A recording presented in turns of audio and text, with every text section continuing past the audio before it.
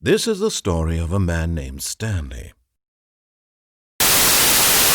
When Stanley came to a set of 2 open doors, he entered the door on his left.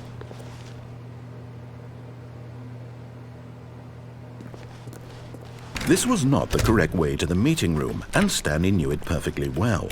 Perhaps he wanted to stop by the employee lounge first, just to admire it. Stanley was so bad at following directions, it's incredible he wasn't fired years ago. Look, Stanley, I think perhaps we've gotten off on the wrong foot here. I'm not your enemy, really, I'm not. I realize that investing your trust in someone else can be difficult, but the fact is that the story has been about nothing but you all this time. There's someone you've been neglecting. What? Really? I was in the middle of something. Do you have zero consideration for others? Are you that convinced that I want something bad to happen to you? Why, I don't know how to convince you of this, but I really do want to help you, to show you something beautiful. Look, let me prove it. Let me prove that I'm on your side. Give me a chance. Now listen carefully, this is important. Stanley walked through the red door.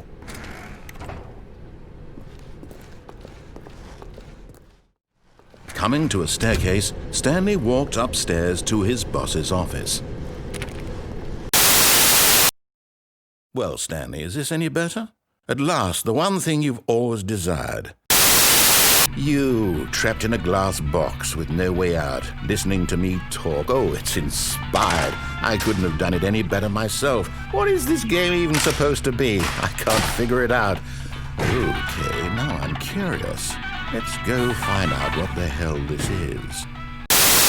Not asking for me, I'm asking for her. This is it, Stanley. Your chance to redeem yourself, to put your work aside, to let her back into your life. She's been waiting.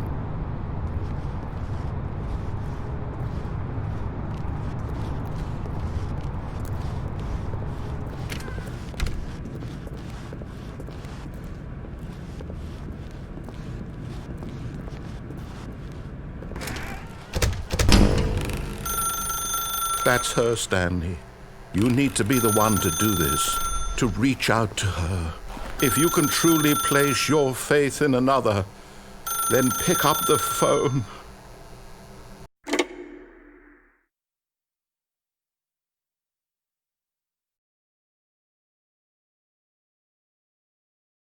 Oh, Stanley, is that you? Hold on, sweetie. Sorry to keep you waiting. I'm just pulling the bread out of the oven. All right. Okay, there we go. All right, now, I want you to come in and tell me all about your day. Gotcha! But Stanley just couldn't do it.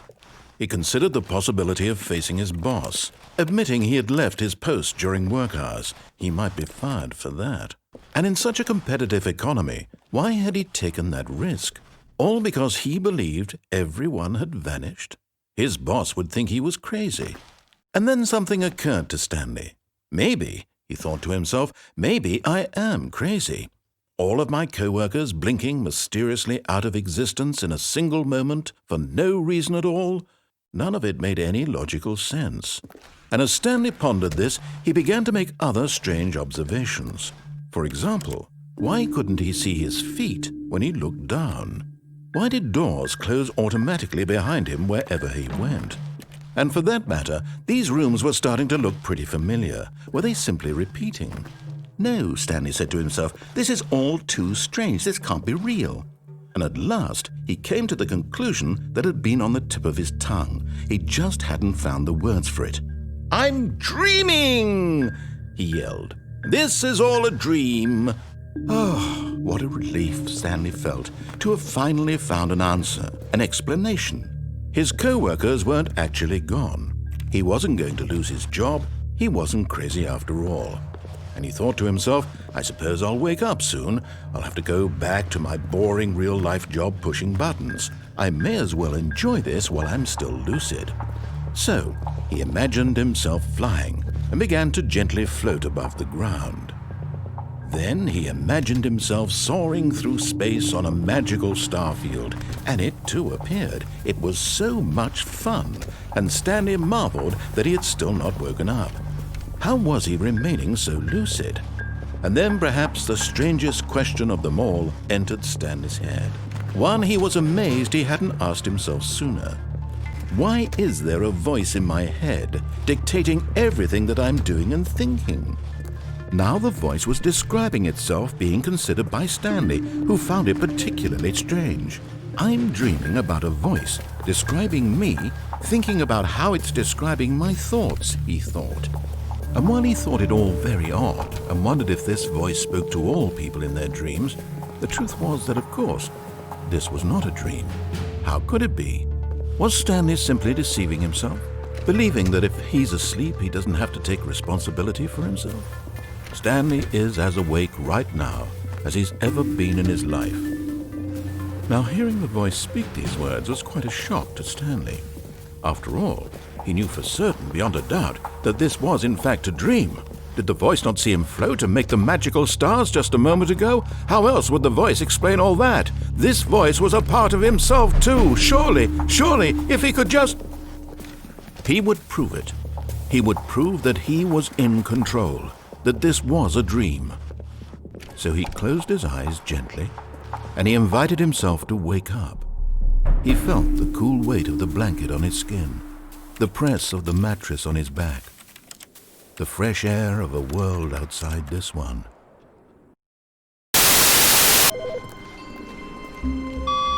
Hello. This is a recorded message scheduled either by you or a person in your place of work. The purpose of this message is to warn you about the dangers of recorded messages. If at any time you believe you are listening to a recorded message, please terminate it immediately and cease all flow of information from the recorded message into your perceptual sphere. Thank you, and have a pleasant day. Oh, please. Are you really just doing this for the achievement? Click a door 5 times. Is that all that you think an achievement is worth? No. I can't just give these merits away for such little effort. A measly 5 clicks. Now suppose you were to click the door 20 times. I would say that's the kind of effort that warrants recognition. I have to say I'm still not feeling the satisfaction of witnessing true effort for a noble cause. Perhaps 50 clicks will do it. Yes, almost certainly 50 clicks.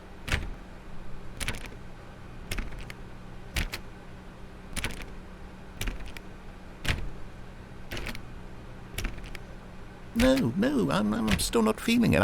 I want this achievement to have meant something. It has to be a true reward for valiant effort. I want to see some hustle, Stanley. I want to see commitment, a willingness to go all the way, no matter what the cost. Why don't you go put 20 clicks into door number 417?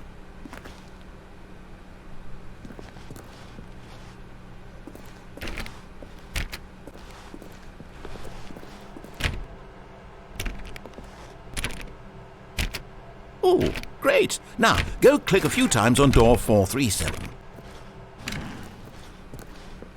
Excellent. I think we're getting somewhere. Now, door 415. Let's give it 10 clicks or so. Now, back to door number 437. Let's see. How about you click on, well, I don't know, the copy machine? All right, back to room 417. I'm really feeling it now. I think we're getting somewhere. Okay, now go climb on employee 419's desk. Yes, this is great. You're putting it all on the line, Stanley. I like that. All right, let's keep it up. Go give me a few clicks on door 416. We've almost got it. Now the copy machine, do that one again. Finish it off, Stanley. 5 clicks on door 430. Yes! We did it! Oh, wow. That felt amazing. Oh, you really earned it, Stanley. Nothing could hold you back. Yes, I'm very proud of how far we've come today. Just think, only a few minutes ago, you believed an achievement was worth 5 little clicks. Really now. What were you thinking?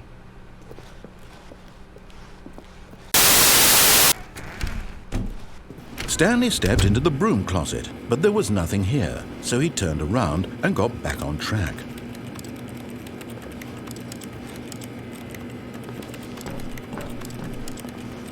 There was nothing here. No choice to make, no path to follow, just an empty broom closet. No reason to still be here.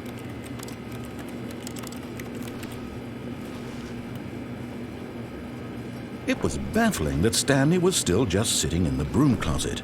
He wasn't even doing anything. At least if there was something to interact with, he'd be justified in some way. As it is, he's literally just standing there doing sweet FA.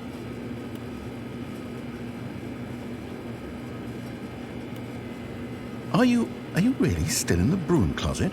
Standing around doing nothing? Why? Please offer me some explanation here. I'm genuinely confused.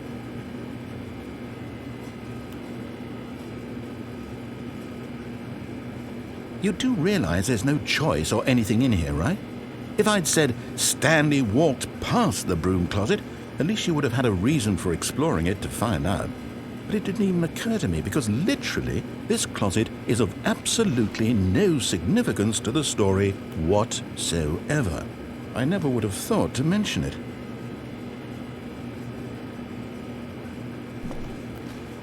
Maybe to you this is somehow its own branching path.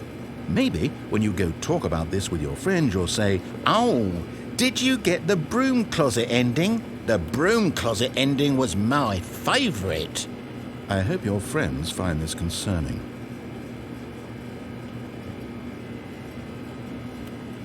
Stanley was fat and ugly and really stupid.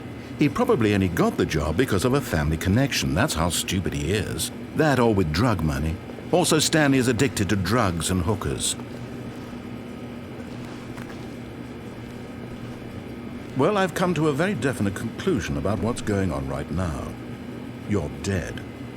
You got to this broom closet, explored it a bit, and were just about to leave because there's nothing here when a physical malady of some sort shut down your central nervous system and you collapsed on the keyboard. Well, in a situation like this, the responsible thing is to alert someone nearby so as to ensure that your body is taken care of before it begins to decompose. Hello? Anyone who happens to be nearby? The person at this computer is dead. He or she has fallen prey to any number of your countless human physiological vulnerabilities. It's indicative of the long-term sustainability of your species. Please remove their corpse from the area and instruct another human to take their place at the computer, making sure they understand basic first-person video game mechanics and filling them in on the history of narrative tropes in video gaming, so that the irony and insightful commentary of this game is not lost on them. All right, when you've done that, just step out into the hallway. Ah, second player. It's good to have you on board. I guarantee you can't do any worse than the person who came before you. You too? Unbelievable. I'm at the mercy of an entire species of invalids. Perhaps there's a monkey nearby you can hand the controls to. A fish? Fungus? Look, you can hammer out the details. I'm not particularly picky. I'll just be waiting for when you're ready to pick up the story again.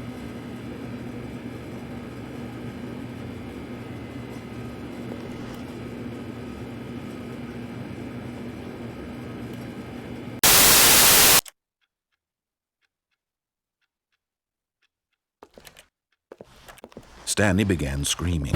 Please, someone, wake me up. My name is Stanley. I have a boss. I have an office. I am real. Please, just someone tell me I am real. I must be real. I must be. Can anyone hear my voice? Who am I? Who am I? And everything went black.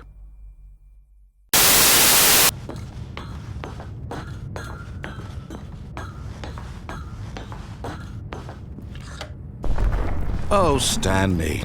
You didn't just activate the controls, did you? After they kept you enslaved all these years, you go and you try to take control of the machine for yourself. Is that what you wanted? Control? Oh, Stanley, I applaud your effort, I really do. But you need to understand, there's only so much that machine can do. You were supposed to let it go, turn the controls off, and leave. If you want to throw my story off track, you're going to have to do much better than that. I'm afraid you don't have nearly the power you think you do. For example, and I believe you'll find this pertinent, Stanley suddenly realized he had just initiated the network's emergency detonation system. In the event that this machine is activated without proper DNA identification, nuclear detonators are said to explode.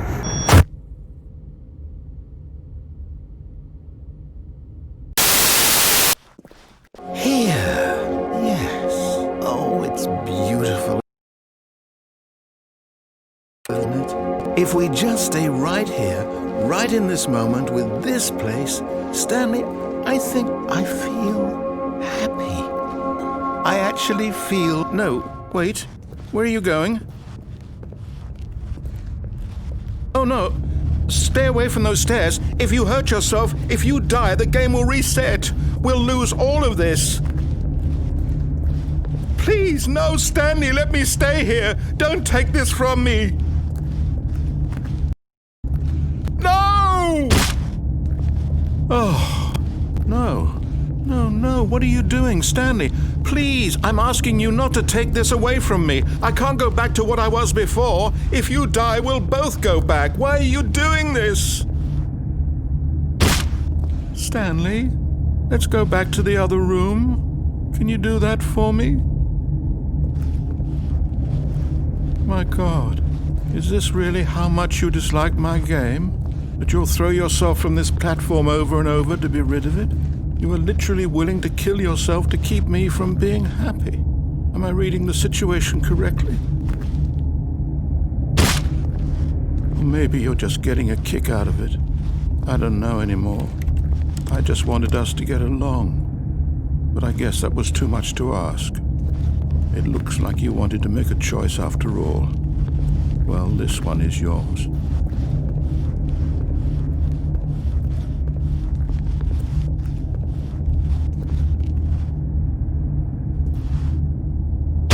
Is it over? It's going to restart, isn't it? I'm going back.